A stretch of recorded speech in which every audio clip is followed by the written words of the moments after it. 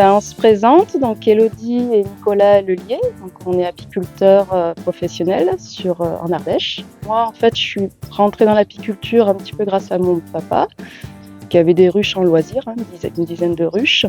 Donc avant de s'installer, on a fait un BPREA, option apicole.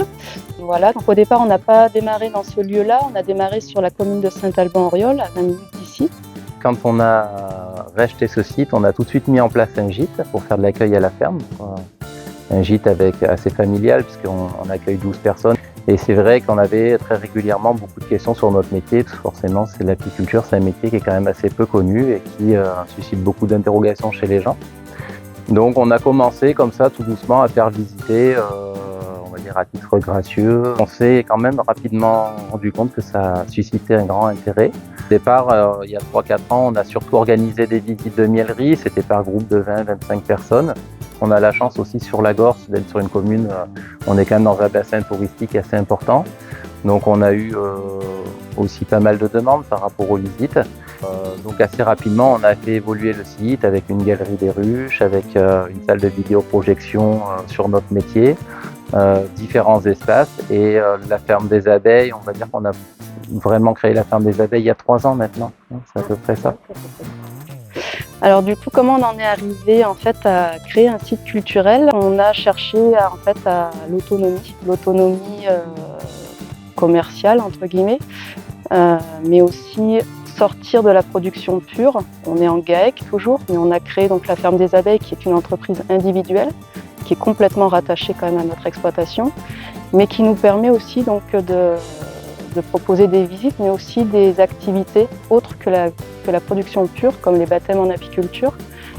Donc c'est vrai qu'on a une diversité en fait à proposer. D'avoir développé la ferme des abeilles, en fait, ça nous a permis de rencontrer beaucoup de monde. Donc ça, c'est intéressant sur le plan humain et c'est intéressant aussi parce que nous, ça nous a permis aussi peut-être de trouver une sérénité dans notre vie privée, où on arrive à avoir un petit peu plus de temps aussi pour la vie privée.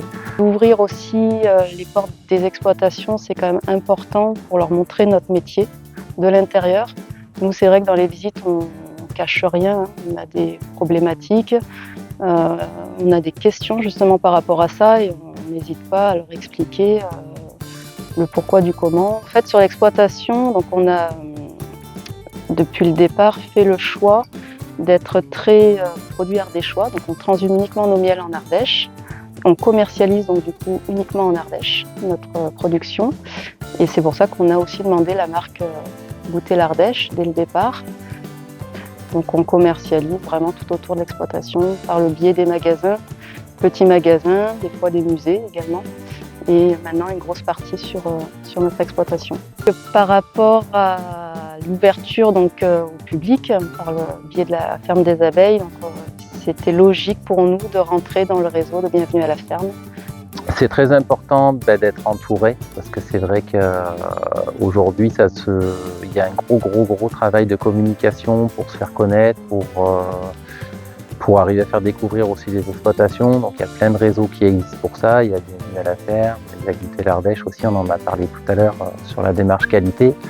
L'idée aussi dans un projet agritouristique pour s'en sortir, c'est que, comme souvent en agriculture, il faut essayer de jamais mettre tous ses œufs dans le même panier.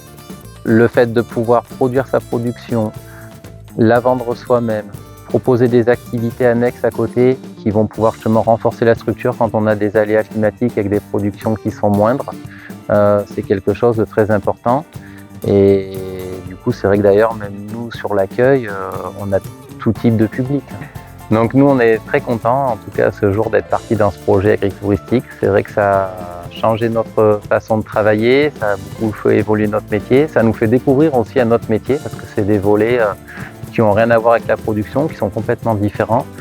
Mais voilà, du coup, on a tout le temps l'impression de progresser sur l'exploitation, parce qu'on recherche des nouvelles animations, des nouvelles choses à faire, des nouvelles façons de fonctionner. On est obligé d'adapter aussi la façon de travailler sur les ruches, à ce projet d'accueil. Donc c'est vrai que ça permet de ne pas être dans un immobilisme et de toujours avoir de nouvelles choses à réfléchir, à penser, à concevoir. Et ça, c'est quand même un côté très intéressant. sûr, il y a aussi tout le côté avec les collègues qu'on peut rencontrer par les réseaux, qui sont dans d'autres productions agricoles, mais du coup, ça permet, voilà, via les différents réseaux, les différentes réunions, de rencontrer du monde, de parler de différentes problématiques. Et puis, bien sûr, le côté, on va dire, plus salarial, hein, le fait de devoir aussi embaucher des gens, ça change quand même les habitudes parce que nous, on a connu 10-15 ans où on travaillait seul et maintenant on connaît une façon différente de travailler avec du personnel sur l'exploitation et c'est vrai que ça change aussi la donne. En tout cas, ça permet, et c'est là aussi une note vraiment positive, de retrouver un certain équilibre entre la vie professionnelle et la vie privée. Et voilà, d'arriver quand même à être moins la tête tout le temps dans le guidon, dans le stress. Et ça, c'est quand même un côté très très important pour, on va dire, pour tenir dans la durée. Voilà.